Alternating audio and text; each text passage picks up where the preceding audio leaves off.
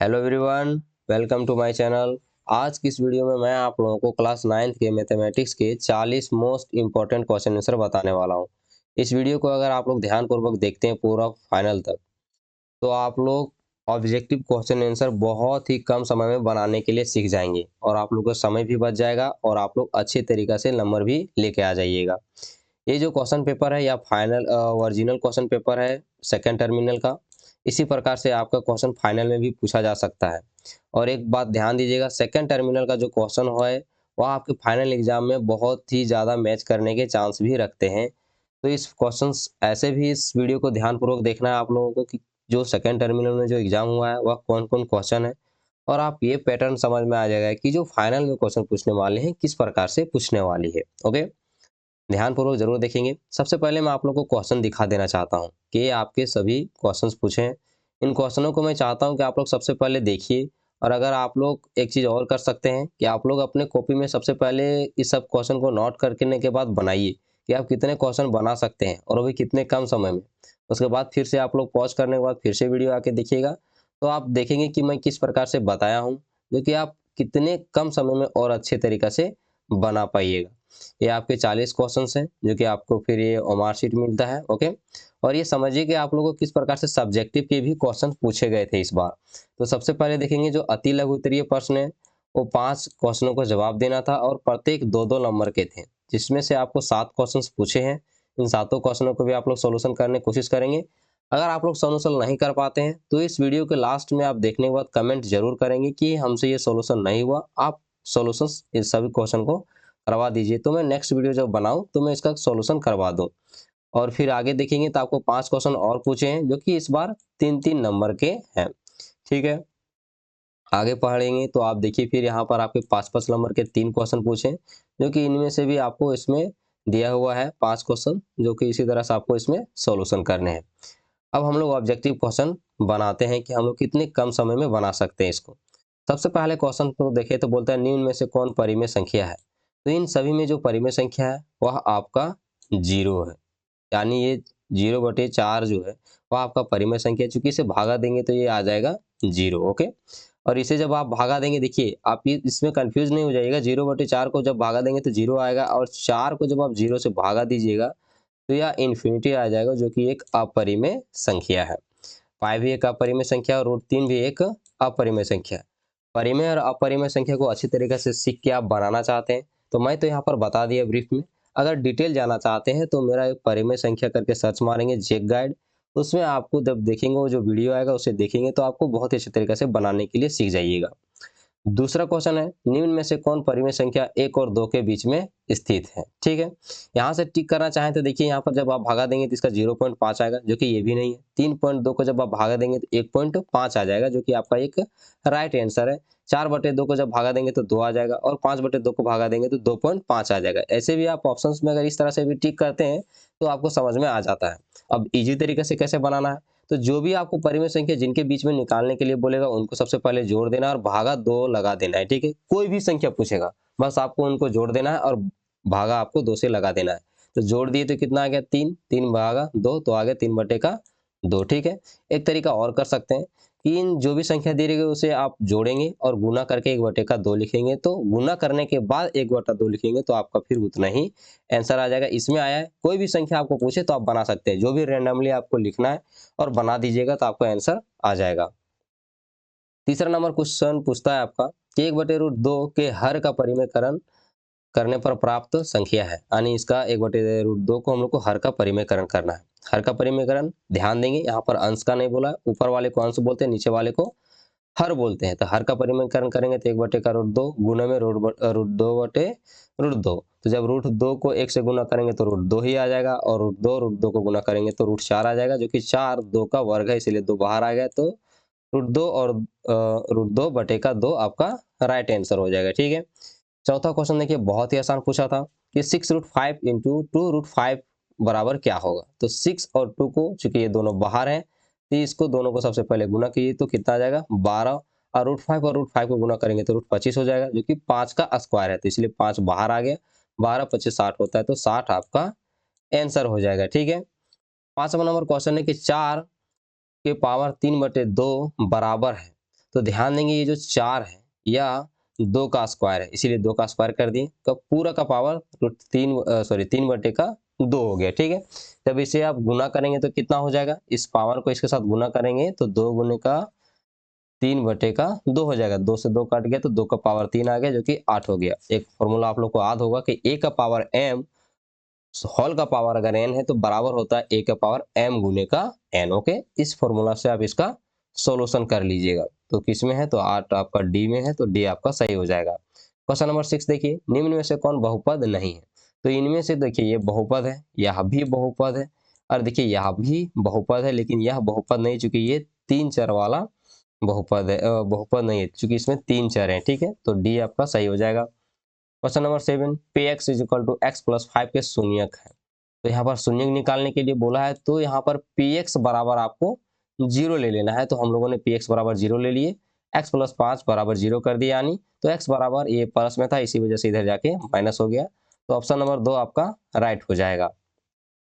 8 number देखिए, x minus 1 पे x is equal to x square plus x plus के का एक गुणनखंड है, तो के का मान ज्ञात करें। यानी आप देखेंगे कि यहाँ पर लिखा आपका एक्स माइनस 1, ठीक है, एक इसका गुणनखंड है। सबसे पहले इसका एक शून्य निकाल दीजिएगा, तो एक्स बराबर क्या हो जाएगा, क्योंकि ये माइनस में है तो इधर जाके प्लस में 1 हो जाएगा। ओके, तो यहाँ पर जो पी एक्स जो लिखा हुआ था, तो यानी एक्स का मान अब कितना आ चुका है 1, तो इसीलिए हम लोग यहाँ पर पी 1 लिखेंगे। तो यहाँ पर एक्स स्क्वायर है तो 1 का स्क्वायर कर देंगे, प्लस का 1 प्लस के, पे 1 आपको 0 करना है चूंकि इसका गुणनखंड निकालना है, इसलिए तो 0 बराबर 1 का स्क्वायर करेंगे तो 1 प्लस के, तो इसे जब जोड़ेंगे तो इसका कितना हो जाएगा, 2 हो जाएगा। अब 2 को इधर 0 की तरफ लगेंगे तो इधर प्लस है तो इस तरफ जाके क्या हो जाएगा, माइनस। तो ऑप्शन नंबर 2 आपका सही हो जाएगा। आप देखिए 9 नंबर क्वेश्चन कि 12x² माइनस 7x प्लस 1 का एक गुणनखंड है। देखिए गुणनखंड ऐसे भी एक बहुत ही अच्छा क्वेश्चन है, अगर जिन्हें बनाने नहीं आता उनके लिए बहुत ही डिफिकल्ट है। मैं चाहूंगा कि आप लोग बहुपद चैप्टर जाएं और बहुपद चैप्टर में आप गुणनखंड जो मैंने बना के समझाया उसे जब देखेंगे तो कहीं भी आपको कोई भी प्रॉब्लम नहीं होगा। जरूर वहां पर देखेंगे जिनको समझ में नहीं आता गुणनखंड, मैं यहाँ पर बना दिया हूँ, आप इसे थोड़ा बहुत समझने की कोशिश करें। तो गुणनखंड बेसिकली बनता किस तरह से कि जो पहली संख्या रहती है वह तीसरी संख्या से गुना कर देना। तो 12x² को अगर हम 1 से गुना करेंगे तो 12x² आ गया, ठीक है।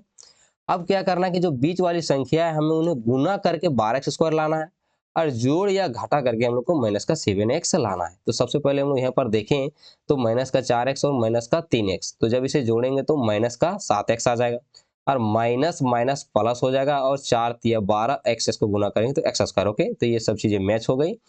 तो ये इस तरह से, ठीक है। समझ में नया हो तो जरूर उस वीडियो को जाके जरूर देखेंगे। अब इनमें से जाके देखिए क्या चीज है कि आपका 12x² माइनस का 4x है, ठीक है। तो इसमें से जो कॉमन है, आप जानते हैं कि 4 तिया 12 होता है। ओके, तो यहाँ पर 4x बाहर आ जाएगा, तो अब कितना, तो 3x बच गया, इसमें माइनस का 1। अब इन दोनों में जो समानता है वह -1 का है, तो -1 निकाल दिए तो 3x हो गया माइनस का 1, ठीक है। देखिए -1 को जब हम यहाँ पर +3 से गुना करेंगे तो माइनस का 3x हो जाएगा, क्योंकि माइनस प्लस माइनस होता है। अब माइनस माइनस गुना करेंगे तो प्लस का 1 हो जाएगा। ओके, अब ध्यान देने वाली बात यह है कि यहाँ की जो संख्या होती है और ये जो संख्या होती है दोनों समान होना चाहिए। अगर दोनों बराबर नहीं है तो गुणनखंड फिर गलत हो जाता है। तो इस केस में हमारा बराबर, तो ये सही है, ठीक है। तो 4x, यहाँ पर 4x है, और यहाँ पर जो भी होगा प्लस में हो या माइनस में होगा उसको यहाँ पर आपको लिख देना है। तो माइनस में था तो -1 लिख दिए, और इन दोनों में से एक को किसी को लिख देना है, तो 3x माइनस का 1, यही आपका राइट आंसर है। ये ऑप्शन नंबर 3 में आपका सही हो जाएगा, ठीक है। 10 नंबर में देखिए बोल रहा है बिंदु -1 -2 किस चतुर्थांश में स्थित है। तो ये कौन सा चतुर्थांश में स्थित है, तो ध्यान देंगे जो पहला चतुर्थांश होता है उसमें प्लस प्लस होता है, दूसरा में माइनस प्लस होता है, तीसरा में माइनस माइनस होता है, चौथा में प्लस माइनस होता है। तो ध्यान देंगे कि यहाँ पर माइनस माइनस की बात कर रहा है, तो तीसरा में माइनस माइनस है, ठीक है। तो इसलिए तीसरा चतुर्थांश आपका राइट हो जाएगा। 11 नंबर क्वेश्चन देखिए, निर्देशांक -3 -5 का भुज है। तो जो x के मान को भुज कहते हैं और y के मान को कोटि कहते हैं, ये आपको ध्यान रखना होगा। तो यहाँ पर हमें भुज पूछा था, तो x का मान कितना है, तो -3 है, तो -3 हमारा राइट हो जाएगा। ओके, क्वेश्चन नंबर 12 देखें, यदि x बराबर 2 y बराबर 1 तो समीकरण 2x + 3y बराबर k में के का मान ज्ञात कीजिए, ठीक है। तो यहाँ पर देखिए हम लोग को x बराबर 2 रखने के लिए दिया है, तो 2 गुना का 2 करेंगे, प्लस 3 गुने का y बराबर 1 है, तो 3 गुने 1 करेंगे बराबर के, तो 2 दूना 4 और 3 एकम 3, तो जोड़ देंगे तो कितना आ जाएगा, 7 आ जाएगा। ओके, अब 13 नंबर में देखिए x प्लस वाई बराबर 4 का हल है, यानी हमें x और y को जोड़ना है और हमें लाना है 4। तो 1 और 3 को जोड़ेंगे तो कितना हो जाएगा, 4 हो जाएगा। ये प्रूव हो गया, इसी वजह से हमारा ये आंसर है पहला नंबर।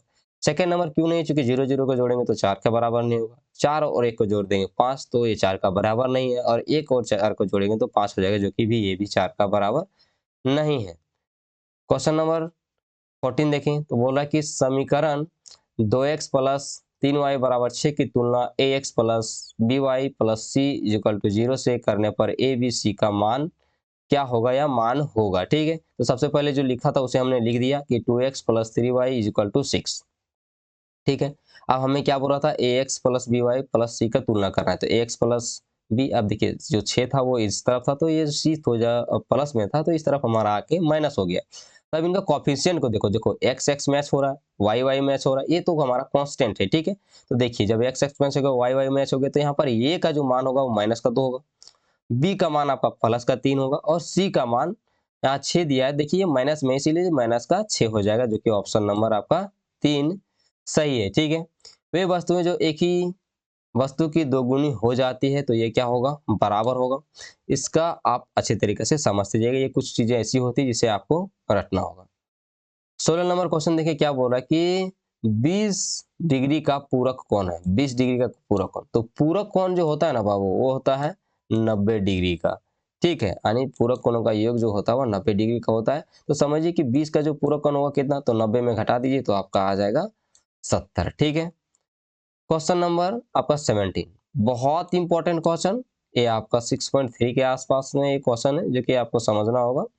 अब अच्छे से समझिए, सबसे पहले बोल रहा आकृति में जो ओपी है वह आर एस का पैरेलल है। ठीक है, जो ओपी है वो आपका आर एस का पैरेलल है। ओपी क्यू बराबर 110 डिग्री, जो कि आपको लिखा हुआ है। क्यू आर एस बराबर 130 डिग्री दिया है, तो पी क्यू आर, यानी ये जो हमारा पी क्यू आर जो है इसको ज्ञात करना है। तो मैंने यहाँ पर ब्रीफ में आपको दे दिया, समझ में आ जाएगा। देखिए ये एक रेखा जो होती है वो तिर्यक रेखा कहलाती है। ठीक है, तिर्यक रेखा का योग जो होता है ना वह 180 डिग्री होता है। सिंपल में अगर बात करें तो तिर्यक रेखा का जो योग होता है वह 180 डिग्री होता है। ठीक है, तो देखिए 130 को जब इस एंगल को हम निकालेंगे यहाँ वाला को, तो जब जोड़ेंगे तो आप इसमें सिंपल घटा दीजिएगा तो आ जाएगा 50। ये भी एक तिर्यक रेखा है, इसमें घटा दीजिएगा तो आपका कितना आ जाएगा, 70 आ जाएगा। चूंकि 180 में घटाएंगे 110 को तो आपका आ जाएगा 70। अब ध्यान देंगे कि ये एक क्या हो जाएगा, एक रेखा है। ठीक है, यह एक रेखा में देखिएगा, रेखा का जो मान होता है वह कितना होता है, 180 होता है। ठीक है, तो फोकस करेंगे कि दो तरफ के आपके एंगल दे दिए गए हैं, तीसरा आपको निकालना था, तो 70 और 50 को जोड़ दीजिएगा तो, और उसमें जाके 180 में घटा देंगे। तो यहाँ पर देखिए जब 70 और 50 को जोड़िएगा तो 120 हो जाएगा, घटा देने के बाद आपका 60 आ जाएगा। ठीक है, तो सी नंबर आपका राइट आंसर है। ध्यान देंगे, मैंने ब्रीफ में आपको जो बोलते गया हूँ इस चीज को जरूर आप ध्यान से सुनते जाएंगे और बनाइएगा। क्वेश्चन नंबर 18 जो दिया है, यदि एक त्रिभुज का एक कोण शेष दो कोणों के योग के बराबर हो तो वह त्रिभुज क्या कहलाता है, आपको समकोण कहलाता है। समकोण का थ्योरम आप लोग 10वीं क्लास में याद कीजिएगा, पाइथागोरस थ्योरम, उसमें आपको समझ में आ जाएगा। देखिए क्या बोल रहा है कि एक त्रिभुज है, एक कोण का शेष, जैसे एक कोण का जो इसका जो शेष है दोनों कोणों के योग के बराबर है, तो भैया ये 90 डिग्री होगा। अब एक त्रिभुज का कोण कितना होता है, 180 डिग्री का होता है, और समकोण त्रिभुज में ये तो क्या होता है, 90 डिग्री होता है। तो जानिए आप खुद कि इन दोनों कोणों का मान मिला के 90 डिग्री होगा। तो यही चीज पूछ रहा है कि जो शेष दो कोणों का योग जो उसके बराबर होता है, यानी एक कोण एक अकेले 90 है, और इन दोनों को जोड़ेंगे तो 90 आ जाएगा। इसी वजह से समकोण त्रिभुज आपका राइट है। ओके, 19 में देखें, यदि त्रिभुज एबीसी समानांतर है पी क्यू आर, तब पी आर है। देखिए आपका एबीसी जो है पी क्यू आर का समानांतर है। तो जब भैया जब समानांतर है तो सारे भुजा बराबर है, सारे कोण बराबर है। तो यहाँ बोल रहा है कि पी आर, तो सबसे देखो पी आर यहाँ है, तो यहाँ पर कौन सी है, एसी है, तो एसी आपका क्या हो जाएगा, राइट हो जाएगा। ओके, 20 नंबर में देखें कि त्रिभुज एबीसी में बीसी जो है एबी के बराबर है, और बी का मान 80 दिया हुआ है, तो ये का मान बताइए, समझिए। अब यहाँ पर एक समानांतर चतुर्भुज के सॉरी समांतर त्रिभुज का आ जाता है। अब देखिए सॉरी समद्विबाहु, कि समद्विबाहु किस प्रकार से, चूंकि बीसी जो है एबी के बराबर, देखिए यहाँ पर एबी जो है बीसी का बराबर है। अब ये कैसा समद्विबाहु त्रिभुज आ गया, तो समद्विबाहु त्रिभुज की जो कोणें होती है ना भैया, ये जो यहाँ पर क्या होती हैं, ये वो सब होता है, यहाँ पर ये दोनों कोण होते हैं आपस में बराबर। तो ये दोनों जब बराबर होती है तो एक्स और एक्स को जोड़ दीजिएगा तो आ जाएगा आपका 2x, और इधर 80 में था, चूंकि त्रिभुज के तीनों कोणों का योग 180 डिग्री होता है। तो दोनों को जोड़ दिए, 2x हो गया, 80 घट गया तो 100, आप x से भगा दिए 50, तो यहाँ पर आपका क्या आ जाएगा, 50 आ जाएगा। देखिए बहुत ही शॉर्ट तरीका से ये बनाने के नियम है। ये सब चीज़ों को कॉन्सेप्ट आपके दिमाग में होना चाहिए ताकि आप जल्दी से जल्दी एग्जाम में बना पाएँ।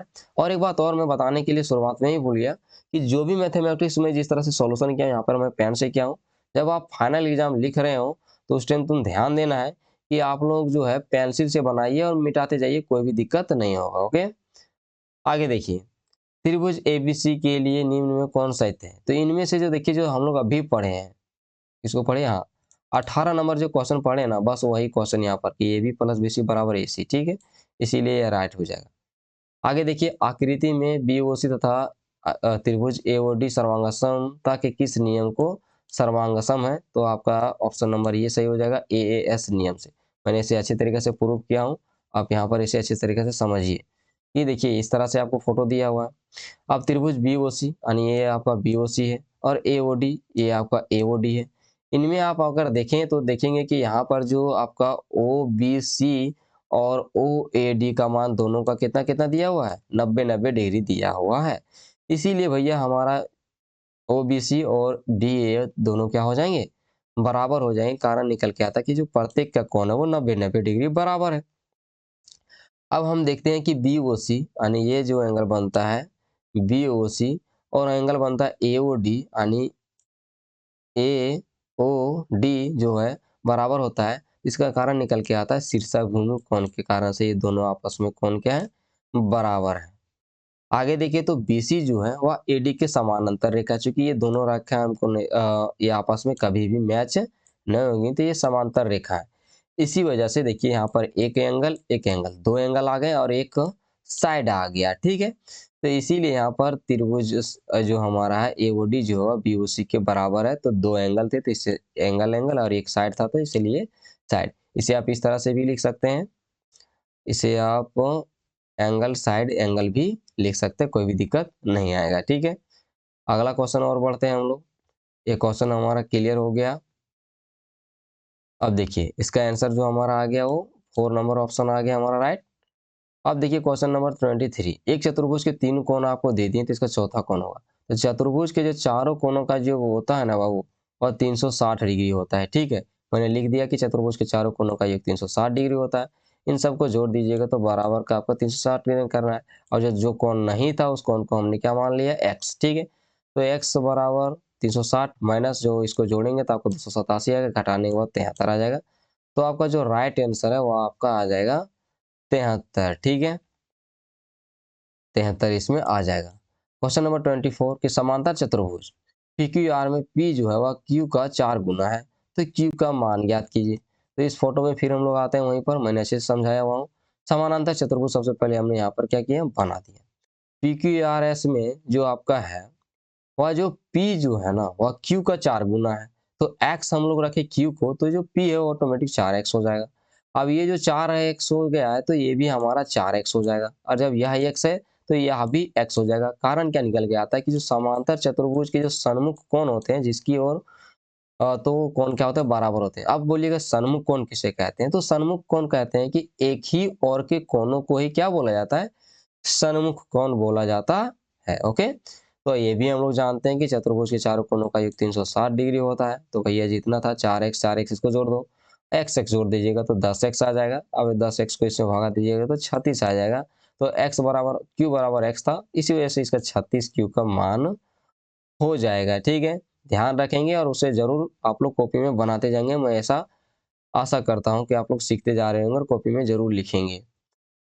अब फिर देखिए 25 नंबर हमें बोल रहा है क्या कि एक समचतुर्भुज की भुजाओं के मध्य बिंदुओं को एक ही क्रम में मिलाने पर बनने वाली आकृति क्या कहलाती है, तो एक आयत कहलाती है। इसे आप जरूर अपने पीवीआई के रूप में रखेंगे और आप घर में इसे रट भी लेंगे, ठीक है। आगे देखिए आकृति में ABCD एक समांतर चतुर्भुज है, यानी ABCD एक समांतर चतुर्भुज है। तो समांतर चतुर्भुज ABCD का क्षेत्रफल यानी ABCD का क्षेत्रफल, कभी भी जब आपको एग्जाम पूछे कि समांतर चतुर्भुज का जो क्षेत्रफल होता है क्या होता है, तो आधार गुने का ऊंचाई होता है। तो आधार हमारा कितना है, 5 सेंटीमीटर है, और ऊंचाई जो है वो हमारा कितना है, 7 सेंटीमीटर है। तो 5 गुने के साथ 7 5 35 सेंटीमीटर स्क्वायर इसका आंसर आ जाएगा, ठीक है। तो कौन सा ऑप्शन में, तो ऑप्शन नंबर 3 में है। तो ऑप्शन नंबर 3 आपका सही है। 27 नंबर क्वेश्चन देखिए, बोल रहा है त्रिभुज ABC में डी जो है वह BC का मध्य बिंदु है। अन्य त्रिभुज ABC जो आपका बना हुआ है, जो डी है यहाँ पर दिख रहा है, वो BC के मध्य में है तथा ई जो है वह AD का एक मध्य बिंदु। तो यहाँ पर एरिया आपको BED का निकालना है। देखिए दोस्तों, इसका जो निकालना बहुत टफेस्ट है, आप लोगों के लिए हो जाएगा और आप लोग समझ नहीं पाइएगा। इसीलिए मैं चाहता हूँ कि आप लोग कुछ कुछ ऐसे पॉइंट है जिसको आप लोग रट लीजिए, जैसे कि पहला का दिया हुआ है। अगर आप इसको वीडियो चाहते हैं तो मैं आपको बनवा दूंगा, ऐसा मत सोचना कि मैंने इसको नहीं रखा, क्योंकि इधर बनाते जाते तो इसमें ज़्यादा पेज लग जा रही थी, तो मैंने यहाँ पर नहीं बनाई, जो आप आसानी से समझ सकते हैं। क्योंकि आप अगर मैं इसका ब्रीफ में समझा दूँ, थोड़ा सा समझ लो, अगर आप बनाना चाहते हैं अपने से तो थोड़ा सा समझ लीजिएगा कि यहाँ पर जो आपका दिया हुआ है, अगर आप सबसे पहले यहाँ पर निकालने बोल रहा है बीईडी डायरेक्ट आपका नहीं निकलेगा। आप त्रिभुज किसमें, सबसे पहले आप एबीसी में जाइएगा। तो एबीसी में क्या कर रहा है कि इसके मध्य बिंदु दो दो जगह काट रहे हैं। देखिए इस यहाँ पर है, तो जब आप एबीसी लिखेंगे तो 1/2 आपका आ जाएगा, ये जो आपका बीईडी है उसका आ जाएगा। दूसरी बात, आप जब एबीडी त्रिभुज निकालिएगा तो आपका 1/2 बीईडी आ जाएगा, ठीक है। उसी तरह से जब आप बीडी लिखेंगे तो 1/2 आपका आ जाएगा, फिर ये क्या है इसका ACD आ जाएगा, क्योंकि ये भी एक जगह पर क्या हो रहा है, मध्य बिंदु में कट रहा है। इस प्रकार से आने के बाद ये बनता है, इसीलिए थोड़ा डिफिकल्ट है, आप जरूर ट्राई करेंगे अगर आपको चाहिए बढ़िया तरीका से, क्योंकि इसमें कैलकुलेशन लंबा जाएगा, लंबा वीडियो बन जाता, इसलिए मैंने नहीं बनाया। चाहिए तो कमेंट कर देना, मैं बना दूंगा। अब देखिए 28 और ABCD एक वर्ग है, AC तथा BD बिंदु O पर प्रतिच्छेद करता है, यानी ABCD एक वर्ग है। सबसे पहले यहाँ मैंने बना दिया ABCD एक वर्ग है। वर्ग जानते ही हैं किस तरह से बनता है, और AC और BD जो है बिंदु O पर प्रतिच्छेद करती है, और जो AC है, AC को मिला दिए और BD को मिला दिए, तो इसके जो O पर प्रतिच्छेद करता है, मैंने यहाँ पर O दे दिए। तो A और B का मान बताइए, तो A और O और B का मान बता दीजिए। तो सिंप्लिसिटी में बता देना चाहता हूँ कि ये जो यहाँ पर आने के बाद कटने के बाद ये 90 डिग्री का एंगल चारों तरफ से बनाने लगता है। ये आप इससे जरूर आप ये चीज़ ध्यान रखेंगे, चारों तरफ से 90 डिग्री का एंगल बनाने लगता है, आपका 90 आंसर हो जाएगा। क्वेश्चन नंबर 29, एक समचतुर्भुज के विकर्ण दिए हुए, एक 24 दिया है, एक 10 दिया है, तो इसका क्षेत्रफल। कभी भी जब आप उनको समचतुर्भुज का क्षेत्रफल पूछे तो समचतुर्भुज के क्षेत्रफल बराबर 1/2 गुणे विकर्णों का गुणनफल। तो 1/2 गुणे विकर्णों का गुणनफल, तो एक विकर्ण दिया 24, दूसरा विकर्ण दिया 10, तो 24 गुणे का 10, अब भागा लगा देंगे तो 12, अब 12 को 10 से गुना करेंगे तो 120 आ जाएगा। ओके, तीसरा नंबर देखिए, एक त्रिभुज एबीसी की रचना संभव है यदि BC बराबर 8 सेंटीमीटर और B बराबर 45 सेंटीमीटर, तो AB माइनस AC हो, तो ये 3.5। देखिए इस क्वेश्चन का अगर आप आंसर देखना चाहते हैं तो यह भी क्वेश्चन बहुत लंबा है। रचना चैप्टर 11 नंबर चैप्टर, जो कि मैंने ऑलरेडी ही वीडियो बना के डाला हुआ है, तो वहां पर आप जब देखेंगे तो मैंने ये सब चीज़ों का बहुत अच्छे तरीके से डिटेल से बना दिया, वहां पर देखेंगे तो ये क्वेश्चन भी आपको वहां पर मिल जाएगा, अच्छे से समझ में आ जाएगा, और आप जरूर आपको समझ में आएगा ही, ठीक है। अब देखिए 31 नंबर में बोलते हैं एक समबाहु त्रिभुज का परिमाप दे दिया गया है 60, तो उसकी भुजा की लंबाई बताइए। तो जो समबाहु त्रिभुज की जो परिमाप होती है वह 3 गुने का भुजा होता है, तो भुजा बराबर हो जाएगा 60/3, 3 से भागा लगा दी तो 20 आ जाएगा, यानी इसकी जो भुजा की लंबाई है वो कितना आ गया, 20 सेंटीमीटर। आगे देखिए, एक त्रिभुज का क्षेत्रफल क्या होगा जिसकी जो भुजाएं आपको यहाँ पर दे दी गई है। सबसे पहले मैंने यहाँ पर आंसर इसका बनाने के लिए ही मैं भूल गया, और मैंने इसका आंसर भी नहीं चेक किया। मैं बता देना चाहता हूँ कि ये त्रिभुज का क्षेत्रफल आपको ऐसा नहीं कि सभी भुजाओं का योग वाला है, बल्कि ये जो है वह हेरोन के सूत्र वाला है, ठीक है। तो हेरोन के सूत्र के अकॉर्डिंग ये जो बनेगा उसको आपको क्या कर देना है, बना लेना है, ठीक है।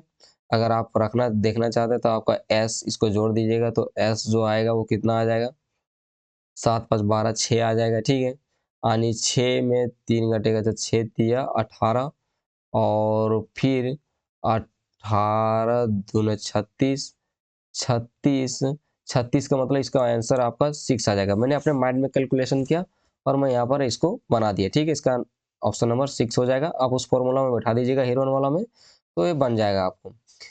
33 देखिए कि एक घन का किनारा 10 सेंटीमीटर, इसका पार्श्व पृष्ठ क्षेत्रफल, जो घन का पार्श्व पृष्ठ क्षेत्रफल होता है 4A² होगा, बैठा देंगे तो आपका 400 सेंटीमीटर स्क्वायर आ जाएगा, ठीक है। ऑप्शन नंबर बी आपका राइट, सॉरी सी आपका राइट हो जाएगा। ध्यान देंगे, पार्श्व पृष्ठ क्षेत्रफल पूछा था, कुल पृष्ठ क्षेत्रफल नहीं पूछा था। कुल में होता है 6A², ठीक है। 10 मीटर, 10 मीटर, 5 मीटर विमाओं वाले एक कमरे में रखे जा सकने वाले डंडे की लंबाई ज्ञात कीजिए। तो ध्यान देंगे, यहाँ पर L बराबर लिखेंगे कि जो भी दिया हुआ है आप उसे लिख देंगे। तो 10 का स्क्वायर प्लस फिर 10 का स्क्वायर फिर 5 का स्क्वायर, जब आप इसे निकालेंगे तो 100 और फिर इधर लेकर आ जाएगा 25, तो 225 हो जाएगा, 225 का 5 आ जाएगा। ठीक है, समझ में आ जाएगा किस तरह से करना है। सो रूट अंडर और यहाँ 10 का स्क्वायर करेंगे, फिर यहाँ पर करेंगे आप 10 का स्क्वायर, उसके बाद फिर यहाँ करेंगे 5 का स्क्वायर। तो जानते हैं यहाँ 10 का स्क्वायर 10 100 आ जाएगा, 10 का स्क्वायर 100 आ जाएगा, और ये 5 का स्क्वायर 25, सबको जोड़ देंगे तो 225 होगा। 225 का जो रूट होता है वो होता है 15। ठीक है, तो ऑप्शन नंबर ये आपका सही हो जाएगा। क्वेश्चन नंबर 35, एक बेलन की त्रिज्या r, ऊंचाई h है, तो इसका वक्र पृष्ठ क्षेत्रफल 2πr/h हो जाएगा। ठीक है, ये आपको फॉर्मूला ही इसे रट लेना है आपको।